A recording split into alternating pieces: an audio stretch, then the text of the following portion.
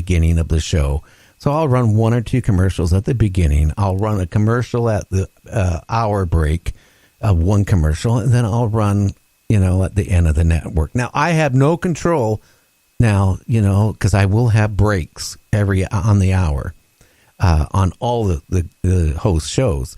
Now, the radio stations, naturally, they got to pay their bills, and that break in the middle is going to be where they can, do their commercials, and I have no control on that. Yeah. But I'm making it a point. I'm not going to load up on my end on the internet with a whole bunch of advertising. I just won't do that. That's one thing that kind of started bothering me about Coast to Coast. Like every 15, 20 minutes, they're going and doing like 8 to 10 minute commercials, and I was just I always just pause it and go listen to some music during commercials. You add that up on a 3-hour show, and you're roughly putting out 2 hours of content. So I'm not going to do that. And, I had an advertiser at the beginning, and they stuck with me for a while. But then one of the advertisers I had started dictating me, like, well, we don't like what you're doing, with the paranormal conspiracy, maybe you ought to not do this or not do that. And I said, well, you know what? You don't really pay that much for your advertising, and, I don't want it.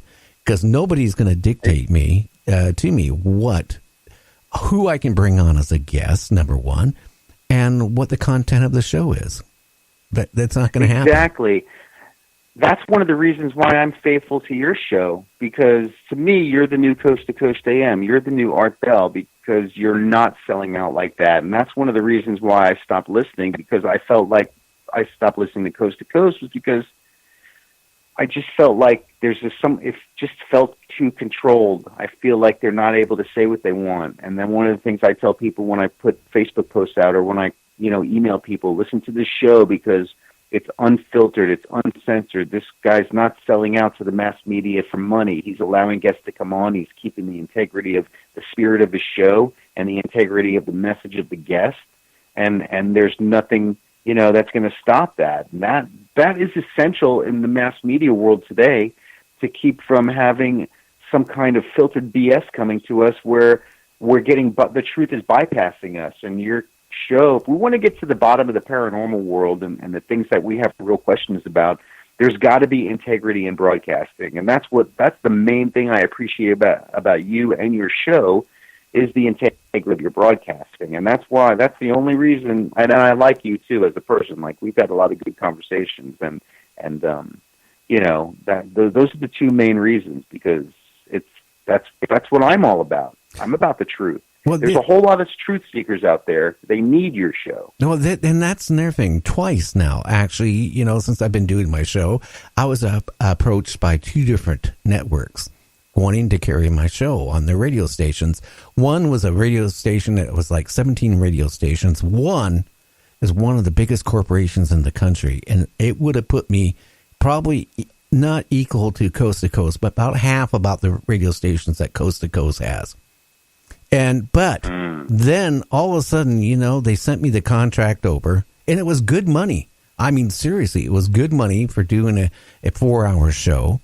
But the thing it came down to is that, one, I pretty much couldn't pick out the guests. The producer would pick out the guests, okay? 2 is I would have no control of any of the advertising.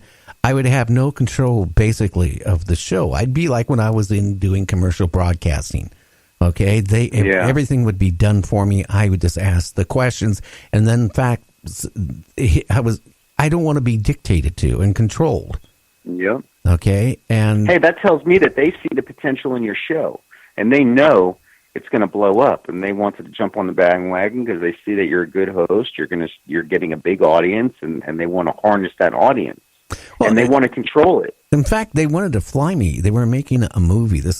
I'm not going to say who the corporation is, but they were making a movie in Atlanta at the time, and they wanted to write into the movie, a scene, of a talk show and a talk show host into the movie, a little scene, and they wanted to fly me there and all that stuff, and it sounded really good.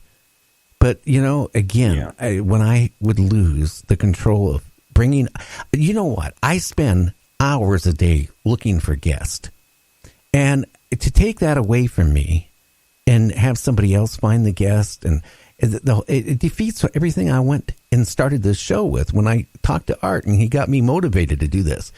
I just don't want to sit here behind the microphone and it's all pretty much canned. I have no control of anything, and that's how some of these big ones are.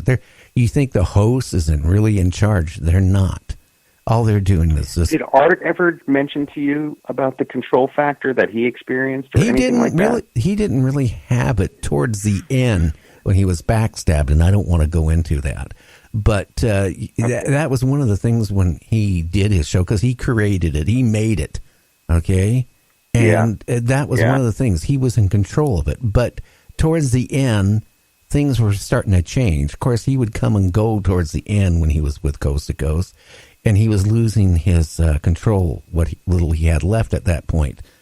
But that's the problem. You get on a national chain of radio stations, and they supply you with a producer, as a director, everything. Okay, it's I don't know. It wouldn't be fun for me, so I made that decision. I wasn't going to do that. Now we are going to bring radio stations on, but you know what? I've already turned down some radio stations that wanted to carry us. I'm very selective. I only want a few radio stations. I don't need to have 300 radio stations or 140. A couple of my friends out there, that's what they want. Let them have it, okay? Because they're going to find out real fast. Yeah. They're not going to make the money that they think they're going to, and they're going to lose control of their show, and it's not going to be the same. They will find out. I can honestly say that after being in radio so long. But anyway. And that Federal Reserve dangling carrot seems to be the downfall for a lot of people, and I'm glad it didn't get you. No, I can honestly tell you, when I was, at one point, I was rich. I was so rich, I'd go out like every other month and buy a new Corvette, and drive it for a couple months, get tired of it, and buy another new Corvette. Or I'd buy a monster truck, or I'd buy an RV, or I was really into yachts. So I was having, big boats and stuff like that, and you talk about money pits, buy a huge boat. And you know what? One day, I was looking, I've been married to my wife. I was married once, then I was married to my second wife twice. Then I married my wife. I'm 42 years with her. When I had all this money, I wasn't happy. Because you know what? The more money you make, the more you spend, you get more greedy and you want more. Yeah. And you know what? That's why, I didn't get into the entertainment business for the money either. Uh-oh, we just lost you again. But I will say this. You know what happens when you start getting money like that? You go out and spend more. You buy foolish things. It puts a strain on your relationship like mad, because you know what? You start running around with different type of people. You don't associate with your average person. You associate with other snobs. And, one day you wake up and you realize your life is really in the pits. You're not happy. You're not happy. So the best thing that actually happened to me was in the late 80s, when the computer market took a big dump and I lost a lot of money. And I realized, you know what? Money isn't everything. You can't buy happiness with money. You can't. Some people think they can go out and they can buy happiness with money. Yeah, I guess, you know what? For a while, if you have a lot of money, you can be happy. You can. But then at one point you realize, what do you have? Maybe you got a fancy house, a fancy car. Maybe you got a maid, a housekeeper, or a car driver. You got a limo, whatever. But are you really happy? Because what happens is you have to make more money for that lifestyle. So one day you realize, I don't know. You know what? I was just mentioning to everybody out there, one day you realize you have all this stuff, but you're missing something. And what you're missing is one simple thing. You're not happy. And you know what? I'm happier now than I ever been. When I retired, it was getting my motorcycle. I went through a couple of them before I found the one I wanted. Making my road trips, I was happy. Doing this radio show at the start, I was really skeptical. But now, if I wasn't doing what I was doing, now I'd be sitting and watching TV all day. That would be the pits in my life. That would be the biggest pits. Well, you're doing the right thing. I'm doing the right thing for myself. You're doing the right thing for yourself, and I think we're both in it for the same reason. Really, not about money. It's about making an impact on the world. And I'm proud of you. I'm proud of myself, and I'm happy that you had me on your show. Well, I'm glad you've been on. So, hey, Ronald, I want you to stay out of trouble. I hope everything with your new idea, with what you're associated with, works out great for you. I wish only the best for you because you deserve it more than anybody I've talked to. And you know what? Oh, thank you. Things will happen, just like me. You were on when my show was just starting to click. And now I'm not saying it's clicking like mad, but it's certainly doing better than it did 6-7 months ago. And the listenership is really, there. And even Karen Banks, who comes on occasionally, she's a loyal listener.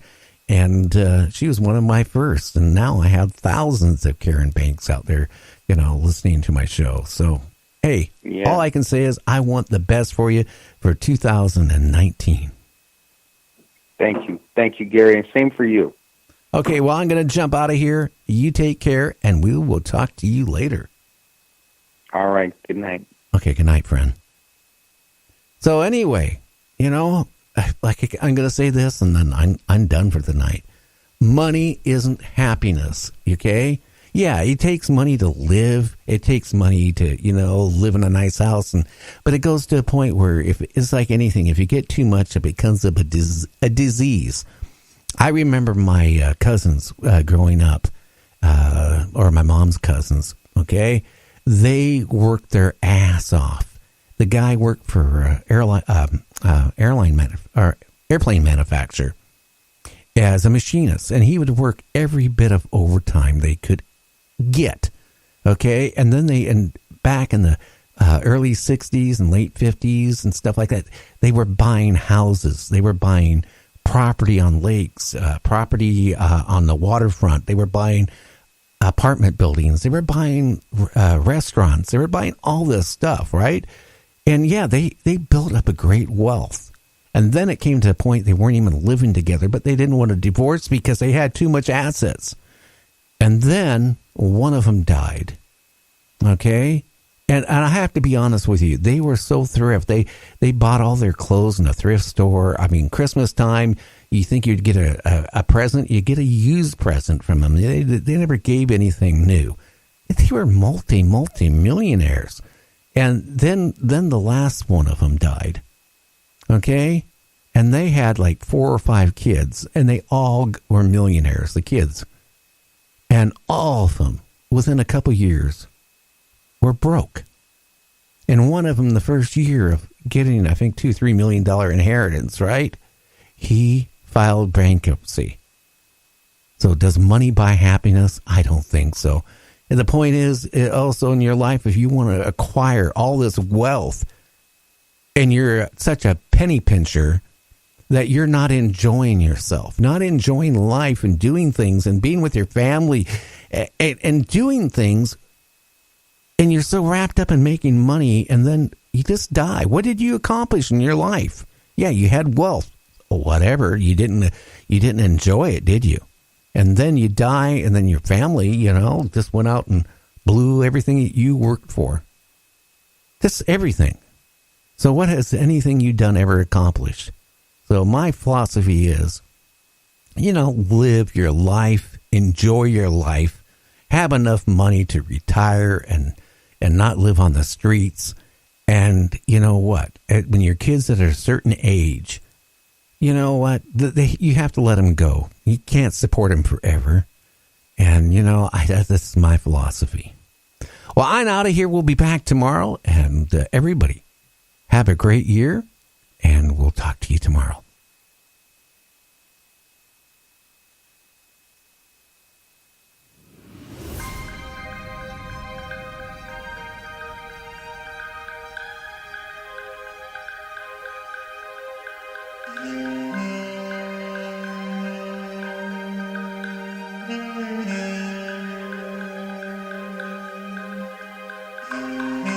The views, opinions, and representations expressed on the Night Dreams Talk Radio Network and its website are those of the hosts, guests, and participants, and are not necessarily those of or endorsed by the network, its affiliated stations and broadcasts, the management, other hosts, or advertisers of the network. The show is found on the Night Dreams Talk Radio Network